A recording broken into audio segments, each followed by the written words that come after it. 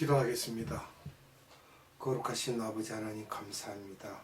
오늘도 복된 날 허락하시고 하나님의 생명의 말씀 앞으로 우리를 인도하시고 그 말씀을 듣고자 하는 이 시간을 허락하신 하나님께 감사와 찬양을 올립니다. 아버지 하나님, 이 세상에 살면서 우리는 죽을 수밖에 없는 죄인들이지만 하나님께서 우리를 사랑하셔서 그 아들을 이 땅에 보내셔서 그가 죽음으로 인하여 그 피를 우리가 인하여서 구속을 받고 속량을 받아서 하나님의 자녀로 삼아주심을 감사드립니다. 아버지 하나님과 늘 화목하는 관계로 우리가 이 세상을 살 수 있게 하시고 아버지의 뜻에 부합한 삶을 살며 아버지께 영광을 올릴 수 있도록 은혜 베풀어 주시옵소서. 오늘도 이 예배 시종을 주님께 의지합니다. 아버지 하나님께 무한한 감사와 찬양을 올려드리옵고 예수님의 이름으로 기도드리옵나이다. 아멘. 오늘은 6월절 양 예수님에 대한 두 번째 시간입니다. 오늘 본문 말씀은 출애굽기 12장 14절을 보도록 하겠습니다. 너희는 이 날을 기념하여 여호와의 절기를 삼아 영원한 규례로 대대로 지킬지니라. 아멘. 왜 예수님이 6월절 음식을 우리에게 영원한 규례로 먹게 하셨을까요? 지금 본문의 말씀처럼 첫째는 6월절 음식을 먹으면서 예수님의 죽으심을 기억하고 기념하라는 것입니다.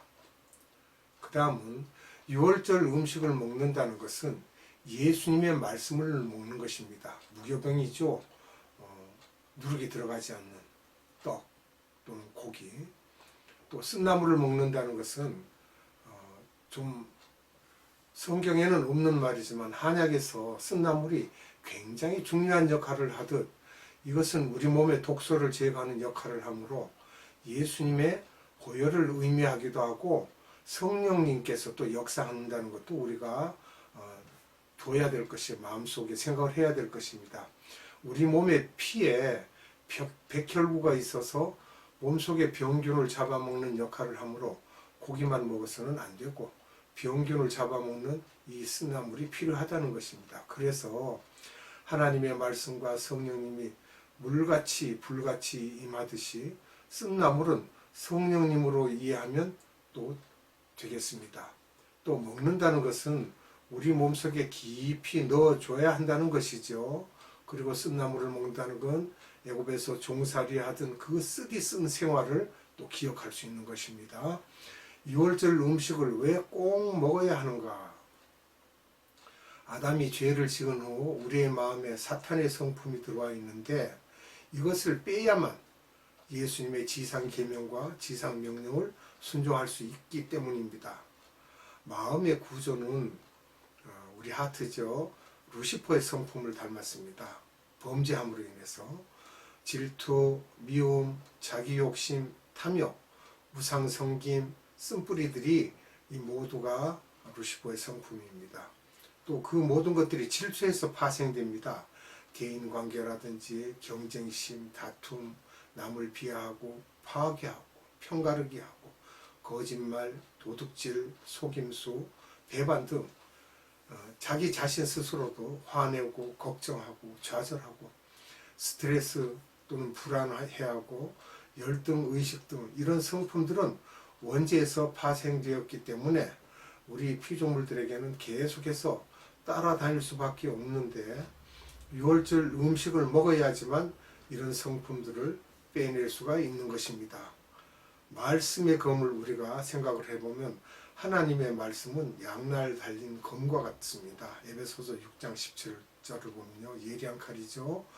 말씀을 계속해서 내 속에 넣어야만 우리 마음속에 있는 더러운 성품들을 말씀의 검으로 제거할 수가 있는 것입니다. 에베소서 6장 17절 봅니다. 구원의 투구와 성령의 검, 곧 하나님의 말씀을 가지라. 아멘. 히브리서 4장 12절입니다. 하나님의 말씀은 살았고 운동력이 있어 좌우의 날선 어떤 검보다도 예리하여 혼과 영과 및 관절과 골수를 찔러 쪼개기까지 하며 또 마음의 생각과 뜻을 감찰하나니. 아멘. 우리가 생각하는 것까지도 다 알고 계십니다. 말씀을 먹기 위해서 어떻게 해야 하는가? 우리가 손가락을 예화로 이렇게 든다면은 제일 새끼 손가락부터 우리가 엄지가 아니고 새끼 손가락부터 한다면 듣기, 그 다음에 쓰기, 공부하기, 즉 씹어서 먹는 걸 이제 우리가 암시적으로 말하는 거죠. 그 다음에 암기, 암기는 삼키는 겁니다. 그 다음에 묵상, 소화시키고, 그 다음에 이제 소화시켜서 우리가 실천에 적용하는 거죠.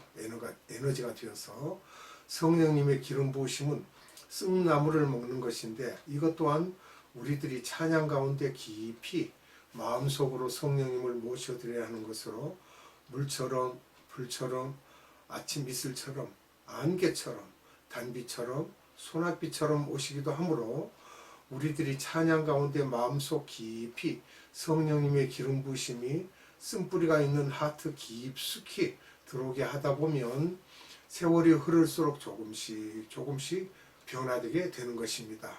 성화되어 가죠.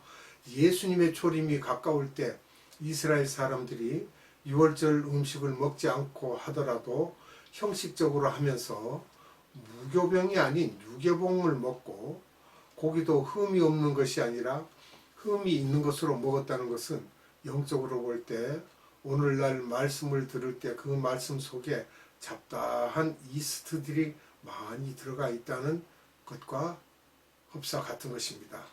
지금 마지막 때를 보면 육신의 음식을 봐도 대부분이 화학 조미료와 설탕 등이 잔뜩 들어가 있는 것이 맛이 있는 것처럼, 목사님들도 그렇게 신학교에서 훈련받고 그렇게 해야 성도들이 좋아한다는 것으로 라면, 치킨, 햄버거 등을 좋아하므로 그 성도들에게도 예화와 재미있는 세상 농담도 하면서 성도들이 듣기에 좋게만 하며 말씀 속에서 예수님이 빠져버리고 잡다한 것들로만 채워져 예수 그리스도를 중심으로 하지 않으므로 교회를 몇십 년을 다녀도 예수님의 정체성을 사실상 잘 모르고 있는 것입니다.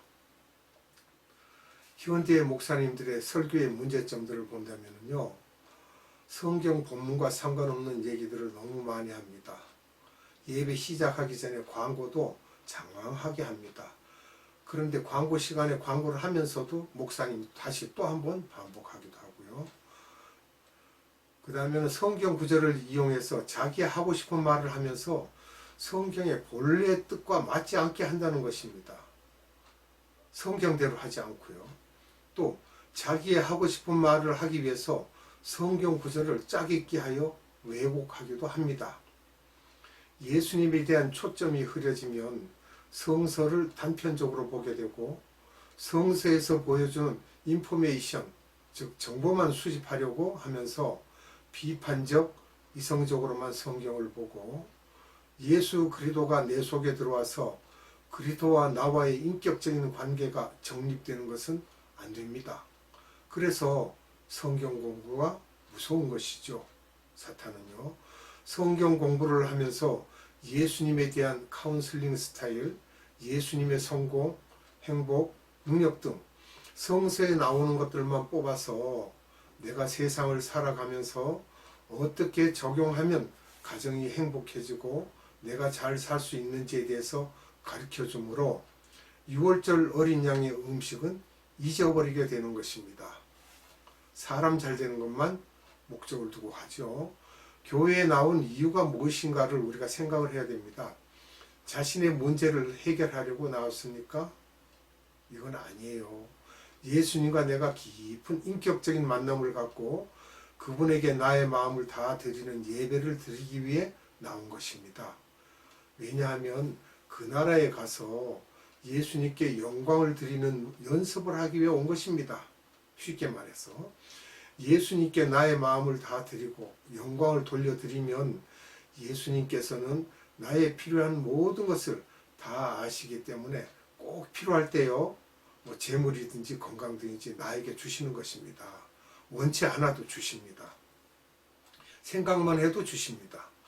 그러므로 어떤 상황에서도 감사하라는 것입니다. 하나님을 사랑하는 자, 곧 그 뜻대로 부르심을 입은 자들에게는 모든 것이 합력하여 선을 이룬다는 것입니다. 사업이 잘 되거나 안 되거나 그것이 주님의 사랑의 메시지라고 받아들일 때 그 믿음 안에서 평안을 누릴 수 있는 것입니다. 그러면 마음의 평강이 있고 청결해짐으로 하나님을 볼 수 있으며 지상 계명을 지킬 수 있는 생각과 능력이 생기며 자유해지고 지상 명령에 순종할 수 있는 것입니다. 누가복음 14장 25절로 27절을 봅니다. 수많은 무리가 함께 갈새 예수께서 돌이키사 이르시되 무릇 내게 오는 자가 자기 부모와 처자와 형제와 자매와 및 자기 목숨까지 미워하지 아니하면 능히 나의 제자가 되지 못하고 누구든지 자기 십자가를 지고 나를 좇지 않는 자도 능히 나의 제자가 되지 못하리라. 아멘. 예수님의 제자가 되기 위해서는 유월절 음식을 먹으면서 예수님께 다 의지하고 맡기면 자기 부모와 처자와 형제와 자매와 자기 목숨까지도 미워하고 예수님을 더 사랑할 수 있는 것입니다. 그러나 예수님께서는 바울을 통해서 이와는 정반대의 말씀을 하시기도 하셨습니다. 내 부모를 공경하라, 자녀를 사랑하라, 부모간에도 서로 사랑하라고 하셨는데 누가복음 14장 26절의 말씀처럼 소수로서 유월절 음식을 먹고 즐거워할 수 있는 사람이 되어야 합니다. 하트가 깨끗해지면 유교병 먹는 사람과 무교병 먹는 사람을 분별할 수 있게 됩니다. 로마서 12장 14절로 21절을 봅니다. 너희를 핍박하는 자를 축복하라. 축복하고 저주하지 말라. 즐거워하는 자들과 함께 즐거워하고 우는 자들과 함께 울라. 서로 마음을 같이하며 높은 데 마음을 두지 말고 도리어 낮은 데 처하며 스스로 지혜 있는 채 말라. 아무에게도 악으로 악을 갚지 말고 모든 사람 앞에서 선한 일을 도모하라. 할 수 있거든 너희로서는 모든 사람으로 더불어 평화하라. 내 사랑하는 자들아, 너희가 친히 원수를 갚지 말고 진노하심에 맡기라. 기록되었으되 원수 갚는 것이 내게 있으니 내가 갚으리라 하고 주께서 말씀하신지라. 네 원수가 줄이거든 먹이고 목마르거든 마시우라. 그리함으로 네가 숯불을 그 머리에 쌓아 놓으리라. 악에게 지지 말고 선으로 악을 이기라. 아멘. 고린도전서 13장 4절로 7절을 보겠습니다.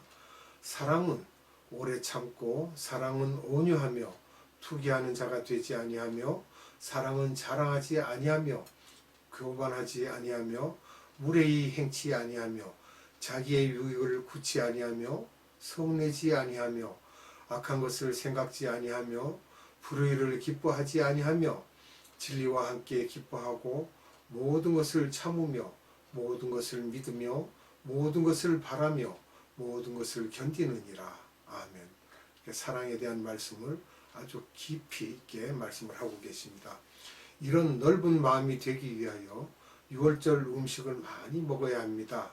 이렇게 유월절 음식을 계속해서 먹다 보면 지상 계명을 할 수 있도록 주님이 영화를 열어주시고 귀를 열어주시고 우상을 섬기지 않게 하시고 세상의 그 어떤 일보다 그 가치 기준을 주님으로 세웠을 때 지상 명령을 지킬 수 있는 것입니다. 이러니까 우리가 유월절을 자주 지키는 것이 아니라 유월절은 1년에 한 번입니다. 엉터리를 하시면 안 돼요. 예수님의 재림이 가까워지고 있는데 구약에서도 그림자로 보여주신 것처럼 초림이 가까워질 때에 이스라엘 사람들의 영적 상태가 소수만 유월절 음식을 온전히 먹었지 다수는 유교병을 먹음으로 예수님의 초림을 보지 못했던 것입니다. 지금도 보지 못하고 있습니다. 그래서 소수의 사람만이 예수님의 초림을 보았던 것처럼 예수님의 재림 때에도 대부분의 기독교인은 유교병을 먹음으로 영의 눈이 어두워져서 예수님의 재림을 보지 못하고 관심도 없고 세상 것에만 집중하여 돈, 권력, 자기 욕심, 만족, 도취, 과시욕, 명예 등에만 관심이 있고 또 많은 사람들이 이런 부분들을 만족시켜주면 교회에 모이게 되고 교회의 존재의 목적이 이런 것들을 채우기 위한 것으로 알게 되므로 이런 모든 것들이 마지막 때의 징조인 것입니다. 그러나 이렇게 유교병을 먹는 교회들도 지상명령, 예배, 새벽기도, 철야 예배, 수요 예배, 교회 성장 세미나, 부흥회 등을 열심히 하는데 전부 음식을 유교병을 먹고 있다는 것입니다. 구약의 말라기에서 본 것처럼 그들도 다 유교병 음식을 가지고 하므로 예수님께서 말씀하시기를 심하게는 교회 문을 닫았으면 그렇게 말씀을 하시는 겁니다. 차라리 문을 닫았으면 이런 상태에서 선교도 많이 나와서 하다 보니 서로 미워하고 질투하고 경쟁하고 있는 것을 보게 됩니다. 성만찬에서도 본질은 없어지고 네 가지 학설들을 가지고 싸우고 서로 옳다고 하지만 결국은 유교병을 먹지 말고 무교병을 먹고 쓴나물을 먹으라는 것입니다. 그렇게 해서 출애굽할 때 그들이 노예 생활할 때 그 쓴 생활들을 기억하고 또 그것을 잊지 않아야 될 것입니다. 이제 우리는 어떻게 해야 하겠습니까? 무교병을 철저히 먹는 그룹 속에서 유월절 음식을 계속해서 먹음으로 지상계명과 지상명령에 순종하는 사람이 될 때 진정으로 복받은 자라고 할 수 있겠습니다. 기도하겠습니다. 참사랑이신 아버지 하나님 감사합니다. 오늘도 우리에게 생명의 말씀을 주시되 무교병에 대한 말씀을 주셨습니다. 이 무교병이 예수님께서 나를 기념하라 하신 그 떡입니다. 그리고 그 떡은 나의 몸이라고까지 하셨고 마지막 잔을 드시면서도 이 잔은 내 피로 세우는 새 언약이라고 하신 말씀처럼 우리는 예수님께서 우리에게 주신 그 생명의 말씀만 지키고 그 생명의 말씀만 믿는 그러한 믿음 가운데서 이 세상을 살게 하시고 이 세상의 악한 것을 능히 선으로 이길 수 있는 그러한 복을 얻게 하옵소서. 오늘도 우리에게 영생의 양식을 주신 아버지 하나님 감사합니다. 성령님 함께하여 주셔서 은혜 베풀어 주심도 감사합니다. 이 마지막 때에 우리가 성령님께서 함께 하시지 아니하시는 우리는 세상을 이길 수가 없사오니 성령님 늘 우리와 함께 하시고 우리 속에 계셔서 우리로 성령의 소욕대로 살아갈 수 있도록 은혜 위에 은혜를 더하여 주시옵소서. 오늘도 이 예배 시간에 하나님께 무한한 감사와 찬양과 기도와 존귀와 힘과 권세와 권능과 능력과 인자와 진실과 영광을 올려드리옵고 우리 구주 예수 그리스도 이름으로 감사하며 기도드리옵나이다. 아멘. 축도로 예배를 마치도록 하겠습니다. 지금은 우리 구주 예수 그리스도의 한량없는 은혜와 하나님의 극진하신 사랑하심과 성령님의 감화, 감동, 교통, 역사하심이 오늘 예배드린 모든 자들의 머리 위에와 이 땅에 있는 많은 교회들 위에와 선교회들 위에와 에바다 국제 선교회 위에 지금으로부터 영원토록 함께 하시기를 예수님의 이름으로 축원하옵나이다. 아멘.